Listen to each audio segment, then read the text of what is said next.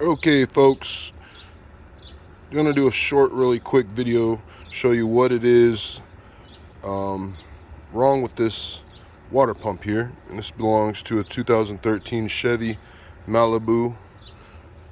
Okay, we had a coolant leak and couldn't figure out what was going on. It was just a little spray off the belt, and this sits at the top of your motor. I'll do another video later if you guys want to see how I got it out. There's 4 bolts. If you can see, there's 4 holes. The one in the back here on the bottom was the hardest to get to, but I can show you. I can do a video, show everybody how to take them off if you guys need. Let me set my phone down here, my camera for a second. Show you a little bit of how I figured out that this was the problem. It wasn't the thermostat, it wasn't a bad hose. Okay, so let me show you. I need something to set this down on so I can show you guys a little bit of what's going on here. Okay, so here's the pump. Now what's going on here is, watch this. I'm holding this part right here still. I'm gonna take the wheel. You see that?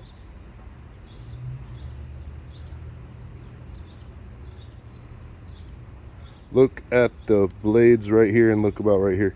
This is supposed to be still like this. Watch this. See that movement? That little bit of movement. See, that causes a leak. This is a bad water pump right here. Okay? Just wanted to show you guys a little bit of what it looks like when you got a bad water pump. It should be firm, still. It spins, but that when it's spinning while the car's driving, or even while the car's idling, sitting, this will cause a leak. Okay, the gasket's fine. It's been in for, actually I changed this about 3 or 4 years ago. Gasket's fine. Put a little bit of seal to help seal a little bit, but this is all intact, nothing wrong with that. It's just the actual wheel right here. It's got a little give in it. No way to fix that. You just got to replace it. So hit me up if you guys want to see a video on how to replace that. Later.